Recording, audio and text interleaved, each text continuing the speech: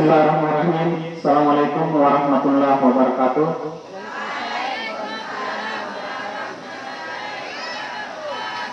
Alhamdulillahirabbil alamin. Allahumma salli ala Muhammad wa ala ali Muhammad. Yang saya hormati Bapak dan Ibu Guru SMP Negeri 1 Sinoa, yang saya banggakan anak-anakku sekalian.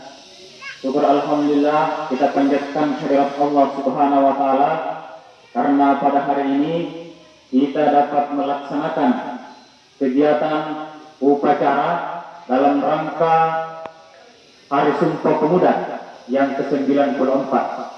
Itu artinya peristiwa Sumpah Pemuda ini terjadinya 94 tahun yang lalu, yaitu pada Kongres Pemuda kedua tanggal 27 sampai 28 Oktober 1928.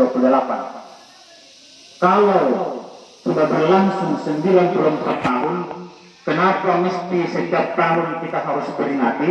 Nah, inilah yang perlu anak-anakku sekalian ketahui, bahwasanya kenapa pada waktu itu pemuda-pemuda Nusantara mengikrarkan satu tanah air, satu bangsa, dan satu bahasa, karena pada waktu itu kita masih tetap berada dalam penjajahan.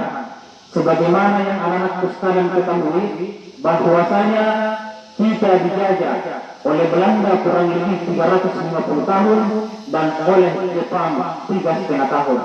Pertanyaannya, kenapa kita bangsa Indonesia dijajah selama itu? Kenapa harus dijajah selama ratusan tahun? Inilah yang mendasari kenapa para pemuda Indonesia mengikrarkan Sumpah Pemuda.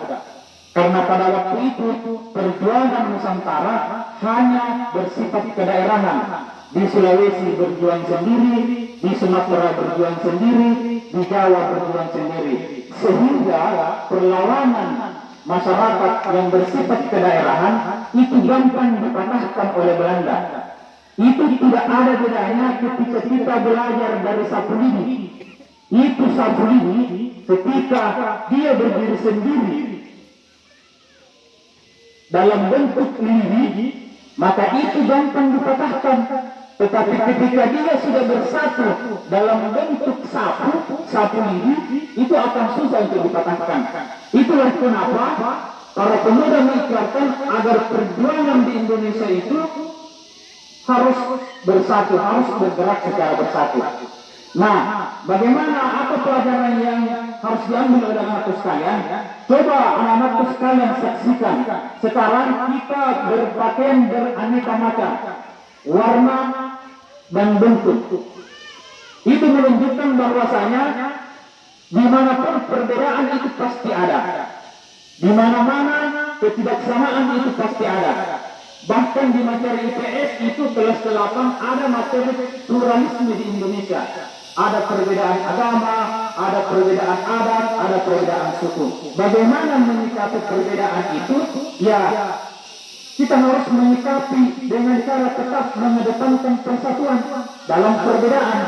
Anak-anak sekalian berasal dari berbagai kampung di sini. Tetapi kalau anak-anakku sudah masuk ke SMP 1 Sinoa, maka kita adalah bagian dari SMP Negeri 1 Sinoa. Tidak ada lagi saling bully, Anda sepototoi, tidak ada lagi yang hilang kunci motornya, hilang kaca spionnya, hilang pulpennya, hilang pensilnya, hilang uangnya, dan seterusnya. Kenapa? Kita ini bersaudara. Kalau ada yang dirasakan oleh teman kita atau saudara kita, maka kita ikut merasakan juga. Jadi jangan ada lagi kalau misalnya yang meninggalkan kelas, ada yang simpan di dalam tasnya, masuk kelas sebentar mencari, hilang lagi. Ada orang mau pulang lagi ke spion. Itu berarti tidak ada kesatuan. Kita ini bersaudara diikat oleh SMP Negeri 1 Sinoa. Nah, itu intinya memperingati Sumpah Pemuda. Kenapa juga Sumpah Pemuda itu? Kalau sumpah itu biasanya kayak seperti kita pernah sumpah kandak-kandak apa dan seterusnya. Kalau bilang dari sumpah bahasa kandak itu jadi. Nah, itu sumpah itu tidak main-main.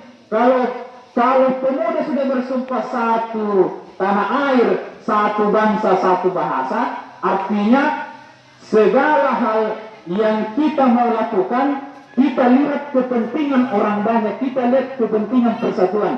Nah, baru begitu aman.